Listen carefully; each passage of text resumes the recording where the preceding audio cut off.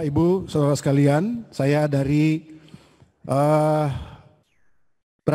berada di Jemaat Depok dan saya mau welcome kita semua yang untuk sama-sama beribadah pada minggu pagi hari ini.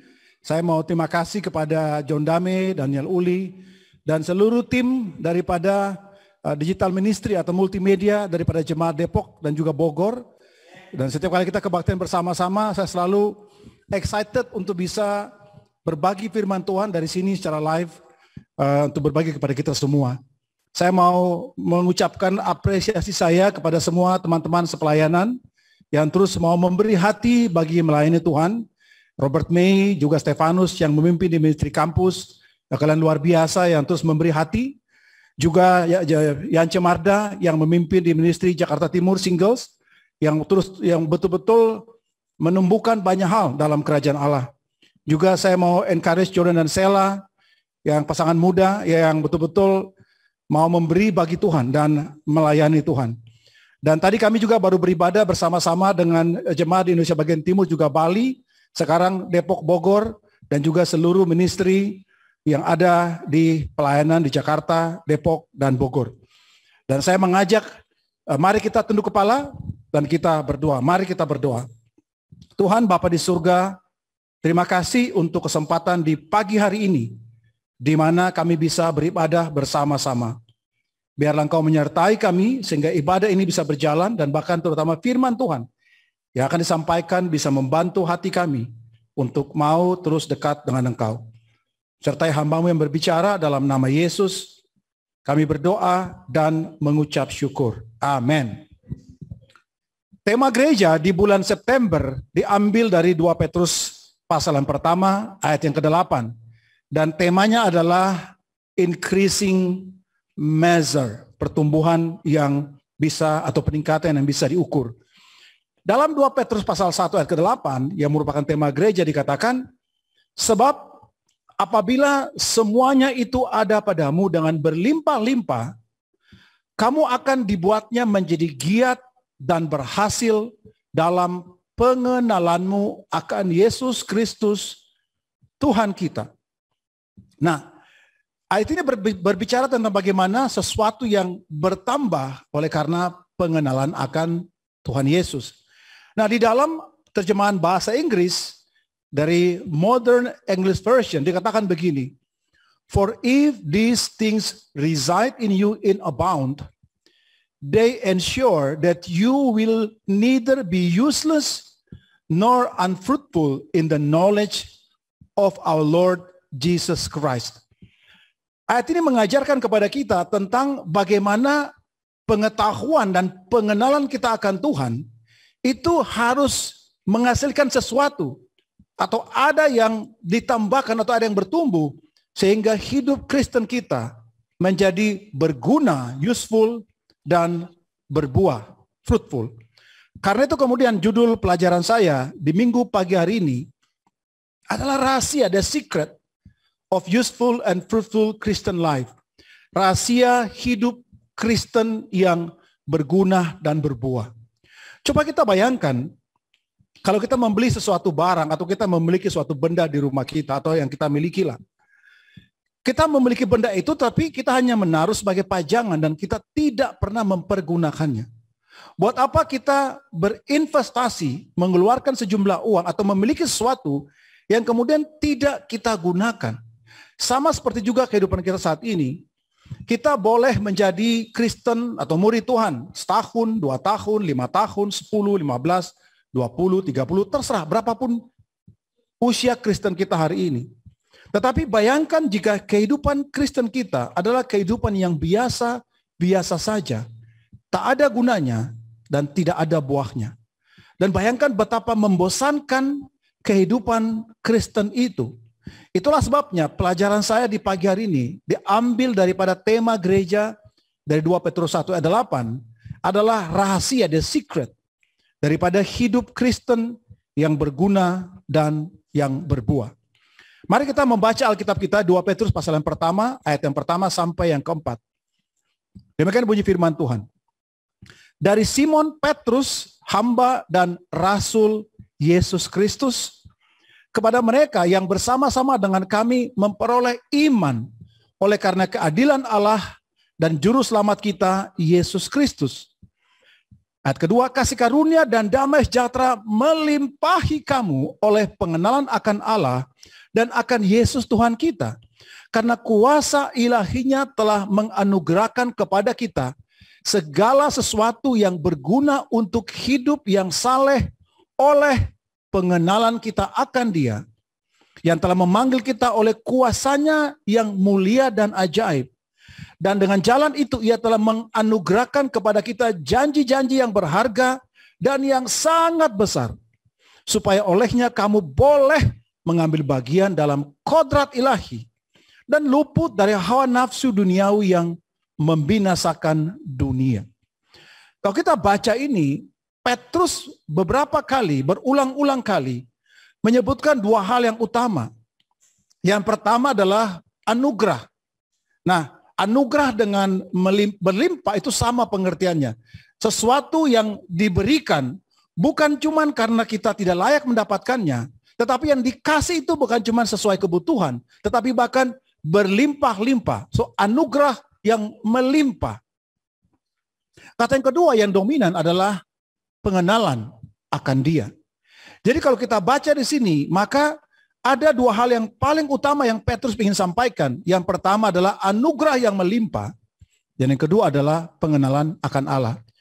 Kalau saya bisa simpulkan begini, lihat ya, ada yang Tuhan anugerahkan kepada kita, ada yang Tuhan limpahkan kepada kita. Yang pertama adalah kasih karunia dan damai sejahtera yang berlimpah-limpah.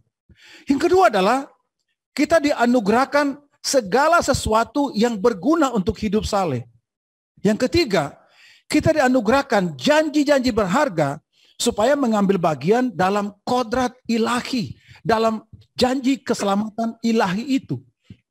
Jadi ini yang dianugerahkan kepada kita. Tetapi anugerah ini diberikan bukan karena kita dapatkan begitu saja. Tetapi kalau kita baca, oleh pengenalan akan Allah dan akan Kristus. Jadi kalau kita lihat ini, maka orang mendapatkan yang dianugerahkan itu adalah melalui pengenalan akan Allah dan pengenalan akan Kristus. Jangan kita putar balik. Karena dalam konsep keberagamaan, konsep gereja yang diajarkan saat ini adalah justru karena kita sudah dapat anugerah, baru kita mengenal Allah. Jadi berarti orang itu sejak dia lahir, dia sudah dapat anugerah itu. Bahkan ada doktrin berkata bahwa keselamatan itu bahkan ditentukan sebelum manusia diciptakan. Sebelum kamu diciptakan, sudah mendapatkan itu.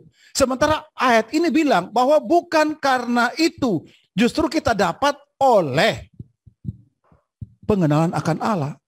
Hari ini berapa banyak orang itu bisa terpaku dengan apa yang diajarkan, dan itu ditwisting pengertiannya, tetapi kita tidak berfokus kepada apa yang benar. Mengapa orang lebih fokus kepada apa yang tidak benar, walaupun itu diajarkan oleh gereja? Karena pengenalan akan Allahnya itu tidak cukup.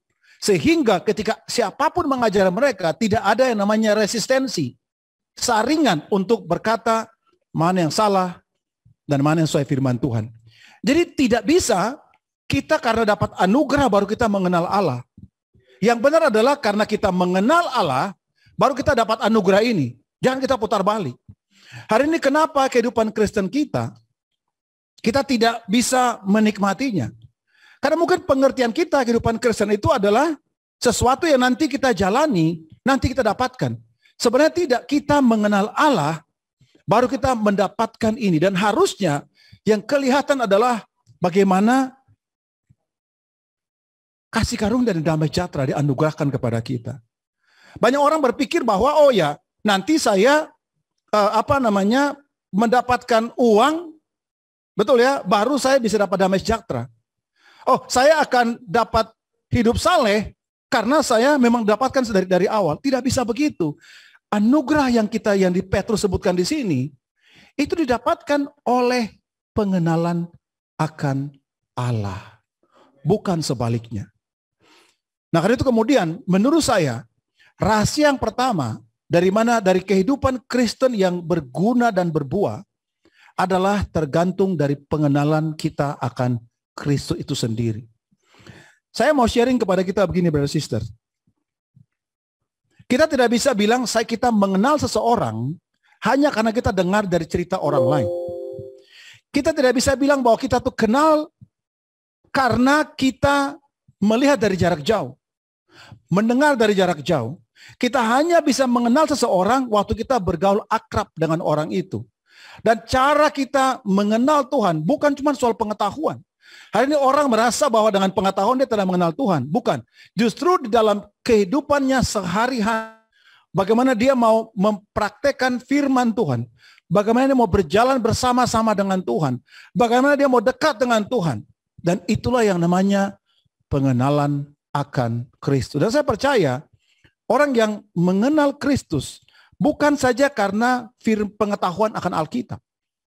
Hanya orang berpikir bahwa, kalau saya punya masalah, saya punya masa lalu yang bermasalah, saya mau dekat dengan Tuhan. Gimana caranya? Kamu sekolah teologi aja. Jadi sekolah teologi dianggap bahwa itu yang membuat orang bisa mengenal Kristus dan hidupnya menjadi lebih baik. Yang benar adalah tidak bisa. Justru karena kita mengenal Allah itulah baru kehidupan kita berubah. Bukan kita berharap kita berubah baru kita datang ke sana. Tidak bisa. Inilah yang merupakan rahasia pertama. Bagaimana kehidupan Kristen kita menjadi berbuah dan berguna bagi orang lain. Dimulai daripada pengenalan kita akan Kristus. Hal yang kedua yang saya mau sharing kepada kita, dan kita tahu bahwa mengenal Kristus itu bukan cuma satu proses. Kita akan setiap hari kita membaca Alkitab, kita mengerti dia, kita jatuh, kita melakukan lagi, kita bangkit, kita melakukan terus. Itulah mengenal akan Kristus. Yang kedua, 2 Petrus 1 ayat 5-7.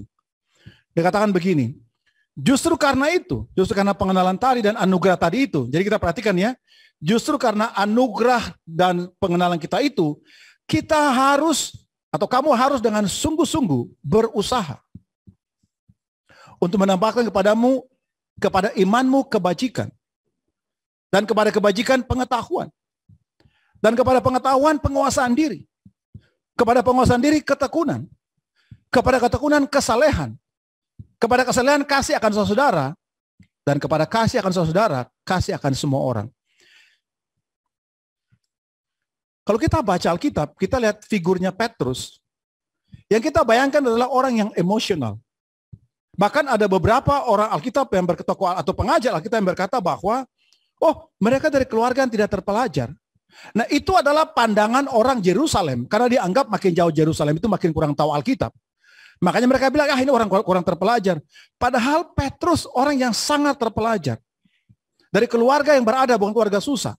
Tetapi yang kedua adalah, kita baca ini, kita bisa lihat, Petrus pintar banget. Karena cara dia menulis Alkitab, seperti kayak pesan, di baliknya ada pesan lagi dalam beberapa derajat pengertian. Karena itu kemudian kalau kita baca surat Petrus, kita bisa lihat ini orang pintar banget. Dan kalimat ini sebenarnya merupakan kata-kata penambahan. Makanya katanya pun juga spesifik. Apa dia bilang? Kepada iman tambah kebajikan. Jadi bukan kepada kebajikan tanpa penguasaan diri, bukan. Kepada kebajikan tambah pengetahuan. Dan seterusnya. So hari ini rahasia yang kedua yang menurut saya, kehidupan Kristen yang penuh dengan buah dan berguna bagi orang lain adalah kita tambah. Nah, kenapa saya tidak pakai kata tumbuh?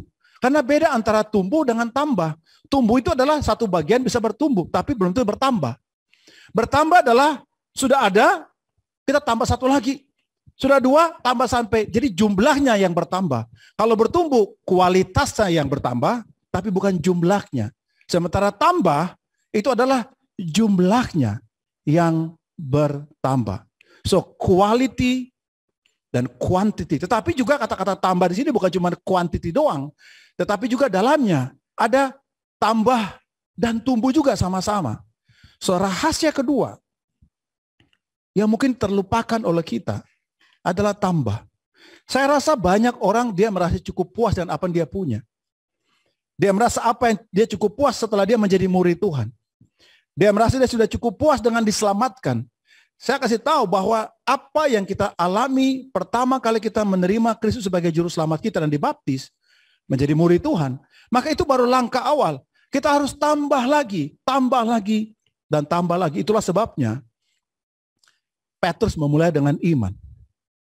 Orang yang beriman, kata kitab Roma, dimulai daripada pendengaran akan firman Tuhan. Jadi kenapa kita belajar Alkitab? Kenapa kita mau mengenal Tuhan? Kenapa kita mempelajari firman Tuhan? Baru kita mengambil keputusan. Karena iman itu tidak bisa diwariskan. Iman itu tidak bisa diturunkan dari bapa kepada anak. Itulah sebabnya banyak orang tua frustrasi. Karena merasa kok anak saya tidak seperti saya. Karena iman itu tidak bisa diambil dari orang lain. Iman itu adalah perjalanan pengenalan seseorang akan Tuhan. Dari pendengaran firman Tuhan. Dan kemudian transformasi dalam kehidupannya. Tapi apakah dengan kita beriman kita tidak cukup? Tidak bisa. Makanya dengan iman ditambahkan kedua adalah kebajikan. Dan ini adalah pesan yang sangat konsisten. Kisah Rasul 26:20 bilang kita harus membuktikan pertobatan kita dengan perbuatan baik, kebajikan, perbuatan baik. Jadi iman yang kita punya tanpa perbuatan, Yakobus bilang adalah kematian. Faith without deeds is death. Jadi karena itu kemudian hari ini banyak orang, dia semangat baca Alkitab. Dia pinter Alkitab, dia hafal tuh Alkitab. Tapi perbuatan baiknya tidak kelihatan. Perubahan sikapnya tidak kelihatan. Makanya setelah orang beriman, yang kedua adalah kebajikannya, kebaikannya. Dan kita bisa pelajari kebaikan itu banyak banget. Bahkan Alkitab berkata, hendaklah kebaikanmu itu diketahui oleh orang banyak. Ada banyak hal yang kita bisa pelajari, tetapi setelah iman adalah kebajikan. Setelah kebajikan, tambah pengetahuan. Karena orang merasa, ya saya sudah berbuat baik. Saya sudah benar nih hidup saya karena sudah percaya kepada Yesus, diselamatkan, berbuat baik. Oh enggak, kamu juga harus tambahkan pengetahuan. Kenapa penting pengetahuan? Bukan supaya kita tambah pintar, bukan. Tetapi karena dunia sekarang itu muncul begitu banyak pengajaran yang salah. Dan orang itu menciptakan pengajaran-pengajaran yang kalau kita tidak memiliki benteng yang tepat, saringan yang benar, bisa goyah iman kita. Tetapi dengan pengetahuan itu, kita bisa menjelaskan iman kita. Kita bisa memperbaiki pengajaran-pengajaran yang salah karena kita punya pengetahuan yang benar. Dan menariknya adalah setelah pengetahuan ditambah penguasaan diri. Kenapa penting? Karena Alkitab bilang orang itu kalau tahu makin sombong. Maka dia bilang knowledge itu puff up. Pengetahuan itu tambah buat orang tambah sombong. Hari ini banyak orang pintar di dunia. Orang pintar dengan IP 4 banyak di dunia. Lulusan dari kampus-kampus terbaik. Orang pintar tiap tahun kampus itu di satu universitas. Satu tahun bisa menghasilkan ratusan sampai ribuan sarjana.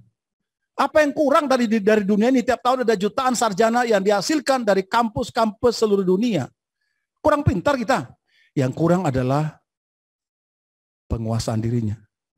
Karena itu kemudian setelah orang makin pintar, makin tahu, makin juga bisa menguasai dirinya. Makin bisa muncul kerendahan hatinya. Karena penguasaan diri itu muncul karena kerendahan hati. Tidak mungkin muncul karena begitu. Orang bisa kelihatan kalem, maka orang suka bilang, wah kamu dari suku bangsa itu bisa kelihatan bahwa orang Ambon itu bisa kelihatan galak. Padahal sebenarnya tidak. Karena itu nada suaranya saja. Orang Batak kelihatan kasar, tidak, itu nada suaranya. Dalamnya lembut banget. Oke. Ya, ada brother di sini berkata amin. Betul ya. Saya lihat John Sinaga, kelihatan garang dari luar. Di dalamnya garing di dalamnya, oke. Apa-apa nangis, Sampai kadang-kadang kalau saya ngomong, udah saya jangan ngomong, nanti bisa nangis kita berdua. Oke, dalamnya itu lembut. Tapi ada orang yang kelihatan ngomongnya lemah lembut, dalamnya kerasnya luar biasa. Jadi nggak ada hubungan antara suku bangsa dengan penguasaan diri, tak ada hubungannya. Penguasaan diri itu muncul karena orang mengerti Tuhan dan dia tahu bahwa tanpa ini bisa disombong dia. Satu waktu ada brother telepon saya dan bertanya tentang satu khotbah. Saya bilang, bro, saya kalau dengar khotbah, saya tuh nggak kritisi khotbahnya, saya dengerin. Karena dengan pengetahuan yang saya punya, saya tuh bisa gampang tahu ini salah pengertian, salah insya. Nah, bisa aja. Kalau itu yang saya lakukan, rusak hati saya. Saya dengar khotbah, saya akan fokus mana yang salah, kan nggak lucu. Sementara itu kan baik untuk hati saya. Makanya orang yang berpengetahuan, kalau tidak ada penguasaan diri, jadi sombong dia. Setelah penguasaan diri kita punya, orang biasa sudah merasa sudah cukup. Orang karakter gue udah lebih sabar. Enggak. Dia bicara ketekunan. Karena dari penguasaan diri pasti muncul ketekunan. Orang jadi tekun. Dari tekun menjadi saleh atau godliness. Setelah saleh, baru kasih kepada saudara-saudara dalam Tuhan. Baru kemudian kasih kepada banyak orang. Hari ini banyak dari kita bisa peduli tentang dunia, tentang apalah macam-macam, bagus nggak bagus, tentang kemiskinan dunia lah macam-macam. Tapi saudara-saudari yang kelihatan depan mata kita tidak mengasihi, buat apa bicara tentang dunia? Maka dia bilang kasih kepada saudara-saudari, baru tambah kasih kepada semua orang. Dan kalau kita hitung ini, kita buat kasih menjadi satu grup, maka ada 7 area. Dan kita tahu 7 adalah angka sempurna bagi orang Yahudi. It's a Sabat, di mana everything perfect rest pada hari ke-7. So 7, iman, kebajikan, pengetahuan, penguasaan diri, ketekunan, kesalehan, dan kasih. Dan itu adalah sesuatu yang ditambah dan ditambah dan ditambah. Hari ini kita boleh punya 1 atau 2. Dan kalau kita berhenti dengan 1 atau 2 yang Tuhan mau, kita bisa menjadi tidak useful dan fruitful kehidupan rohani kita. Dan kalau kita baca, dikatakan begini, ayat 2 Petrus 1 ayat ke-8. Sebab apabila semuanya ini ada padamu dengan berlimpah-limpah, kamu akan dibuatnya menjadi giat dan berhasil atau useful dan fruitful dalam pengenalanmu akan Tuhan Yesus Kristus atau Yesus Kristus Tuhan kita. Yang saya mau jelaskan dari kata, maksudnya apa berlimpah-limpah? Kalau apa yang kita punya harus berlimpah-limpah, siapa yang sanggup? Sering orang baca ini, orang tidak lihat. Maksudnya apa tuh kata berlimpah-limpah? Kalau pengertian itu kita terjemahkan tanpa mencari kesepadan kata yang tepat, maka siapa yang bisa memiliki iman berlimpah-limpah? Kebajikan berlimpah-limpah? Pengetahuan berlimpah-limpah, penguasaan diri berlimpah-limpah, ketekunan berlimpah-limpah. Siapa bisa punya itu? Kasih berlimpah-limpah, siapa bisa punya? Karena itu kata berlimpah-limpah, saya mau jelaskan seperti begini. Ini namanya, kalau kita orang matematika, kita ngerti yang namanya increasing measurement, atau dalam bahasanya adalah incremental. Incremental, kalau berkurang namanya decremental. Jadi ada namanya kalau rumus matematika itu adalah I sama dengan I plus 1. Jadi I itu pasti tidak bisa sama, karena I sama dengan I plus 1. Jadi I-nya berapa? Nggak bisa sama, karena selalu harus tambah 1. Itu namanya incremental. Kalau decremental, I sama dengan I kurang 1. Kita mau tambah I berapapun pasti kurang 1. Itu namanya rumus matematikanya. Nah, secara industri, secara konsep pemikiran, seperti begini, lihat. Orang punya planning. Kemudian planning itu harus memenuhi persyaratan. Dari persyaratan itu kemudian dia buat analisa dan desainnya.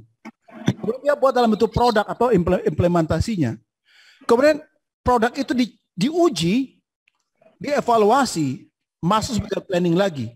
Dibuat syarat lagi, analisa dan desain lagi, dan terus. Dari initial planning sampai dia menjadi lebih baik sampai kemudian dikeluarkan produknya. Itu adalah incremental. Jadi dia lebih baik dan lebih baik, better and better. Di grafik sebelah kanan adalah namanya cara orang mendesain kapal. Saya latar belakang saya seorang naval architect. Jadi kalau kita perhatikan dulu cara kita mendesain kapal adalah begini, dan sampai sekarang masih namanya spiral design. Jadi dia mulai dari hal-hal yang general, makin lebih fokus. Setiap lingkaran itu makin lebih fokus, lebih detail sampai kemudian detail banget. Ada namanya konsep design, kemudian preliminary design, kemudian contract design, dan detail design. Jadi detail design itu berarti sampai ukuran plat itu berapa tebalnya, luasnya berapa, lasnya pakai las berapa, las apa. Itu kita becoming detail and detail and detail. Itu cara orang mendesain. Tetapi intinya adalah, yang namanya prinsip ini adalah prinsip incremental. Menjadi lebih baik, lebih detail, lebih terukur, lebih scientific, lebih bagus, dan lebih bagus. Jadi yang Alkitab ingin sampaikan kepada kita, Petrus, rasul yang luar biasa ini, bahwa apa yang kita punya harus lebih baik dan lebih baik. Jadi kalau itu saya coba terjemahkan bahasa itu dalam kata yang saya artikan tadi. Sebab apabila semuanya itu ada padamu, makin hari makin lebih baik, makin fokus untuk lebih detail, maka kamu akan dibuatnya menjadi berguna dan berbuah dalam pengenalanmu akan Yesus Kristus Tuhan kita. Amin. Jadi kita dibuat harusnya karakter apa yang kita punya tadi, iman kita menjadi lebih baik dan lebih baik. Kita punya ketekunan, lebih baik, lebih baik. Kesalehan, lebih baik, kasih, lebih baik dan lebih baik. Better and better. Rahasia yang ketiga, daripada kehidupan Kristen yang berguna dan berbuah adalah lebih baik dan lebih baik. Better and better. Coba kita bayangkan, ini bisa diaplikasikan dalam apa saja. Dalam pernikahan, apa saja. Dalam pekerjaan. Jadi kuliah, waktu kita masih kuliah, lebih baik dan lebih baik. Kita boleh dapat nilai jelek, tapi kita lebih baik. Kita bisa punya masalah pernikahan, baik kita lebih baik. Itu adalah ukurannya Tuhan. Better and better. Rahasia yang ketiga daripada kehidupan Kristen yang berguna dan berbuah adalah lebih baik dan lebih baik. Dan dikatakan dalam 2 Petrus 1 ayat 9. Kenapa begitu? Dibilang, tetapi barang siapa tidak memiliki semuanya itu, ia menjadi buta dan picik karena ia lupa bahwa dosa-dosanya yang dahulu telah dihapuskan. Ada namanya amnesia. Bukan amnesti, tapi amnesia. Kata Alkitab bilang begini, ada tiga mata yang melihat. Satu yang namanya jelas dia melihat. Satu lagi namanya nearsight atau miopi. Nah, orang dokter mata dia tahu. Maksudnya adalah begini. Miopi itu adalah, yang tadi picik itu maksudnya adalah melihat objek secara dekat itu jelas, tetapi lebih dari 20 meter, paling tidak, itu kabur, bahkan tidak bisa baca sama sekali. Jadi waktu Alkitab berkata picik, maksudnya adalah kita itu cuma bisa lihat yang di dekat kita doang, yang jauh kita nggak bisa lihat lagi. Sementara lagi namanya buta, betul-betul tidak bisa lihat apa-apa. Dan Alkitab bilang kalau itu adalah kita ini adalah orang yang pikun, lupa bahwa dosa kita sudah diampuni. Dan Alkitab bilang kalau kita apa yang kita punya itu tidak bertambah dan menjadi lebih baik dan lebih baik, secara rohani kita menjadi miopi, nearsighted, dan blind secara rohani. Nah, saya mau jelaskan maksudnya apa. Ini miopi, ini maksudnya apa. Jadi kalau saya bayangkan orang tidak bisa lihat lebih jauh, lebih dari 20 meter, maka waktu kita jalan, orang wavy kita, halo bro, kamu nggak bisa lihat. Kamu tak bisa lihat siapa. Bahkan lambaian tangan pun kamu tidak bisa lihat. Maka orang yang tidak bisa lihat jarak jauh, pasti dia tidak bisa lihat apa yang jauh di depan. Contohnya rencana Tuhan. Tuhan tidak pernah buat rencana simsalabim, berhasil. Selalu adalah prosesnya panjang. Bahkan sampai kita nafas terakhir kita, itulah plannya dia selesai. But selama kita masih hidup, God still has His own plan in our life. Tapi karena kita nearsighted, kita itu picik, kita cuma lihat kepada yang lebih dekat, maka kita nggak bisa lihat rencana Tuhan. Kita tidak bisa picture, menggambarkan Tuhan. Tahun lalu, tahun lalunya lagi, tahun sekarang, tahun depan. Kita susah melihat Tuhan dalam gambaran itu. Maka setiap apa yang kita hadapi dalam kehidupan kita, itu adalah sesuatu yang merupakan responsif kita doang. Tidak memandang bagaimana pekerjaan Tuhan dalam proses itu. Orang nearsighted atau yang picik adalah orang yang tidak mengerti bahwa apa itu ketekunan. Karena ketekunan itu ada hasilnya dan tidak bisa dia mengerjakan sesuatu bertahun-tahun sampai jadi hasilnya. Karena dia nearsighted. Dia nggak bisa melihat bahwa apa yang saya lakukan ini nanti efeknya 3-4 tahun kemudian dia nggak bisa lihat. Bagi dia, apa di depan mata dia, itu yang dia kerjakan. Apalagi orang yang nearsighted, dia nggak bisa lihat kebaikan orang lain. Karena dia somehow dia lupa, dia nggak bisa lihat orang punya kebaikan. Dia tidak bisa melihat masa depan. Bahkan menjadi orang yang responsif secara emosional. Apa-apa, lihat dia langsung bereaksi. Apa yang di depan mata dia, tidak bisa dia lihat. Itu adalah nearsighted. Dia hanya melihat apa di depan mata dia. Tetapi beyond itu, melebihi yang dia bisa mampu lihat, dia tidak bisa lihat lagi. Hari ini secara iman, kita pikir nggak kita nanti 5 tahun akan datang? How do you see your spiritual life 5 years dari sekarang? How you see your marriage 2 tahun dari sekarang? 5 tahun, 10 tahun. How do you see yourself dari kampus, anak kampus, 10 tahun akan datang, mau jadi apa kita? How do you see yourself sebagai anak di rumah? 5 tahun akan datang saya jadi kayak gimana? Gimana cara kita lihat diri kita sebagai seorang karyawan di perusahaan 10 tahun akan datang, jadi apa kita? Itu namanya orang yang berfokus ke depan, dia tidak picik. Tapi orang yang nearsighted hanya fokus pada apa di depan. Dan reaksi dia atas apa yang dilihat di matanya.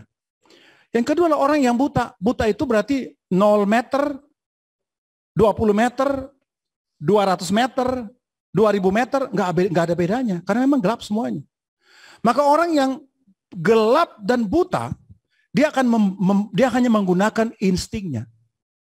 Ngerti maksudnya pakai insting. Jadi apa-apa itu bukan standar firman Tuhan, tapi sounds right. Apa yang gue anggap benar, apa yang dianggapnya benar. Nah itulah sebabnya kalau kita baca Hakim-Hakim, ini kan orang Israel sudah buta. Maka berulang-ulang bangsa Israel melakukan apa yang benar di matanya sendiri, bukan di mata Tuhan. Jadi ada banyak sekali kita mengambil tindakan kita secara pribadi berdasarkan insting kita, but not the word of God. Buta kita. Yang kedua, orang buta itu dia tidak akan mempergunakan inderanya karena mata tidak bisa dipakai lagi. Dia mempergunakan apa? Indera yang lain. Apa itu? Dia pakai telinga dan feelingnya. Dia pakai yang lain. Dia tidak pakai apa yang kelihatan karena matanya sudah tidak bisa melihat. Sama juga hari ini kita bisa mempergunakan standar yang berbeda dalam hidup kita. Dan bukan firman Tuhan. Kekayaan, kebahagiaan karena punya uang. Kalau punya uang, terasalah damai hidup kita. Terasalah hidup kita penuh dengan damai sejahtera. Kalau kamu mau cari damai sejahtera, jangan jauh-jauh. Kamu datang ke Jemaat Bogor dan Depok, kamu ketemu sama Damai Sidabutar. Kamu ketemu di sana. Oke? Kamu bisa ketemu sama yang namanya damai, karena banyak sekali damai ada di Bogor dan Depok. Tapi John yang nearsighted makanya, oke? Orang mempergunakan prinsip yang berbeda. Ya kalau saya punya uang, saya bahagia. Kalau saya dalam kehidupan single saya, kalau saya menikah baru saya bahagia. Coba tanya orang menikah, apa mereka bahagia setelah menikah? Ya, coba tanya aja. Oke? Ya, pasti bahagia dong, itu jawabannya. Tetapi orang bisa mempergunakan standar yang salah dalam mengukur sesuatu. Orang yang buta adalah orang yang kosong hidupnya. There is no purpose in life. Orang yang buta adalah orang yang pasti duniawi, worldly. Karena dia nggak bisa bayangkan, dia nggak punya bayangan. Not even a shadow dia bisa lihat, dia betul-betul dark, nggak bisa lihat apa-apa, blind.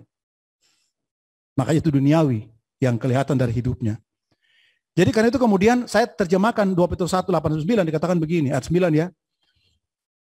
Tetapi barang siapa tidak memiliki semuanya ini, ia menjadi buta dan kabur mata rohaninya. Karena ia lupa bahwa dosa-dosanya dahulu telah dihapuskan. Inilah yang merupakan rahasia bagaimana kita bisa hidup, memiliki kehidupan Kristen yang berguna dan berbuah. Di mana sekarang kita bukan cuma tambah, tapi kita menjadi lebih baik dan lebih baik dan lebih baik. Better and better. Brothers and sisters, saya mau simpulkan khotbah sebagai dengan kesimpulan saya hari ini. Bahwa untuk kita bisa memiliki kehidupan Kristen yang dipenuhi dengan gunanya dan buahnya, ada 3 rahasia yang kita harus punya. Rahasia yang pertama, kita harus mengenal Kristus. Mengenal Kristus bukan cuma pengetahuan, tapi hidup bergaul dengan Kristus. Yang kedua adalah bukan menumbuhkan saja, tapi menambahkan. Apa yang sudah ada, tambah lagi, dan tambah lagi. Dan yang ketiga, menjadi lebih baik dan lebih baik. Dalam bahasa Inggris saya bilang, how to have the secret to have useful and fruitful life. Yang pertama adalah the intimacy with God. Because kamu punya hubungan, kamu jadi dekat dengan Tuhan, kamu understand Tuhan. Yang kedua adalah to increase, tambah lagi, dan tambah lagi. Dan yang ketiga adalah to improve, lebih baik dan lebih baik. 3 hal yang merupakan rahasia for a useful and fruitful life. Intimacy, increase, dan improve. Semoga Tuhan memberkati kita. Amin. Mari kita berdoa. Tuhan Bapa di surga, terima kasih. Ajari kami untuk menjadi murid-murid Engkau yang terus mau bertumbuh dalam pengenalan kami akan Engkau, hubungan kami yang dekat dengan Engkau, yang mau menambahkan apa yang kami masih belum punya, dan bahkan mau membuat apa yang kami punya yang sudah ditambahkan menjadi lebih baik, dan lebih baik. Ajari kami semua Tuhan, supaya kami terus bisa melakukannya dalam kehidupan kami. Dalam nama Yesus, kami berdoa dan mengucap syukur. Amin.